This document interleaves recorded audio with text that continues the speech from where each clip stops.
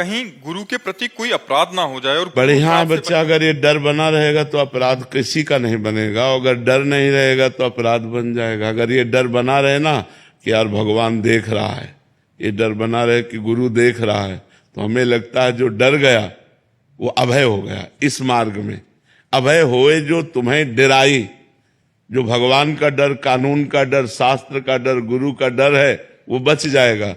और जो इनका डर नहीं रखता वो तो भ्रष्ट हो ही जाएगा।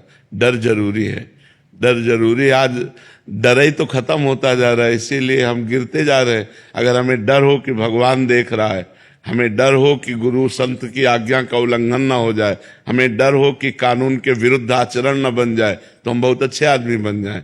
डर हमें अच्छा आदमी बना देता है। और जहां इधर निडर हुआ तो फिर वो गिर जाता है। जिसे है कि हम झूठ नहीं बोलेंगे, बेईमानी नहीं करेंगे, कोई जाने या ना जाने, भगवान तो जान रहा है ना।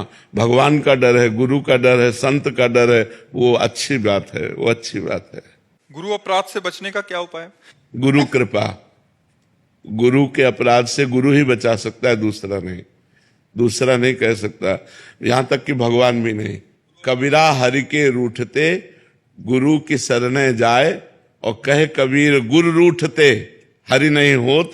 भगवान भी सहायता नहीं करते। यदि गुरु रूठ जाए, गुरु रूठ जाए तो सिर्फ गुरु ही क्षमा कर सकता है, दूसरा कोई, गुरु से बड़ा कोई है ही नहीं त्रिभुवन में। भगवान भी गुरु के अधीन है।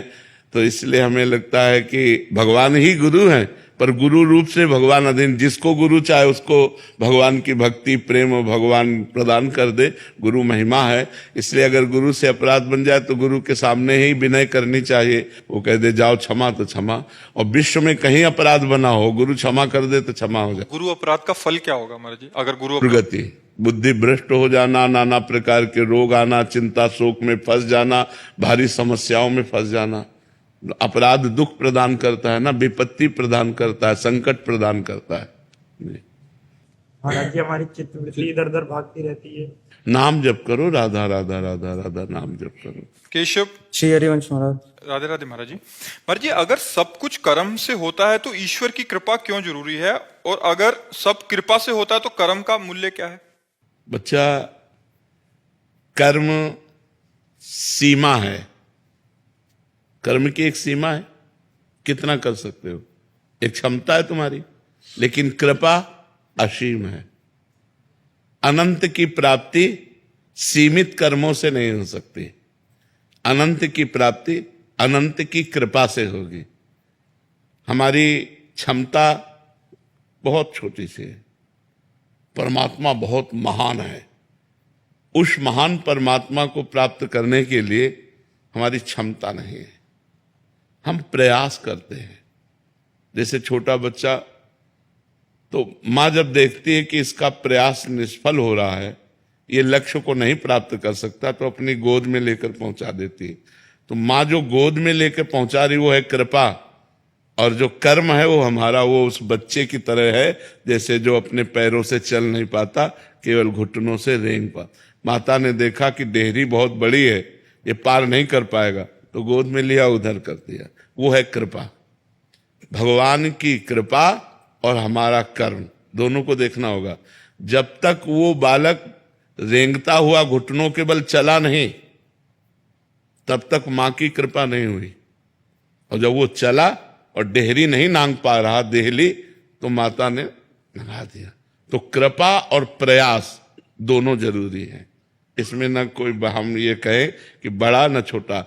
जब हम प्रयास करते हैं और हमारे प्रयास को प्रभु देखता है, तो वो अपनी कृपा रूपी गोद में लेकर के इस संसार समुद्र से हमें पार कर देता है। लेकिन हम प्रयास ही न करें, हम प्रयास ही न करें, तो फिर अनुभव, कृपा का अनुभव नहीं हो। हमें प्रयास करना। जैसे आप लोग प्रयास किए तो वृंदावन आए, प्रयास किए तो सत्संग में बैठे, प्रयास किए तो आपको वाणी सुनने को मिल रही है।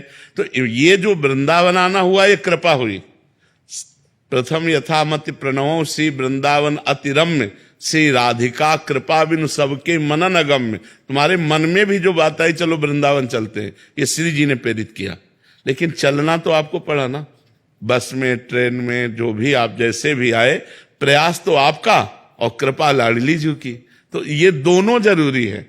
जैसे आकाश में पंछी दो पंखों से ही उड़ता है, एक पंख से नहीं उड़ सकता, ऐसे ही हम कृपा और प्रयास, पुरुषार्थ, दोनों पुरुषार्थ कर रहे हैं और भगवान की कृपा की याचना कर रहे हैं कि नाथ हमसे जितना बन पड़ रहा है उतना हम कर रहे हैं, पर इतने से आप मिलने वाले नहीं, आप अपनी कृपा से मिलते हो। तुम्हारी कृपा तुम्हारी रघुनंदन, जाने भगत भगत उर चंदन। तो दोनों का हमारे जीवन में होना अति आवश्यक है, पुरुषार्थ भी जिसे तुम कर्म कहते हो और कृपा भी।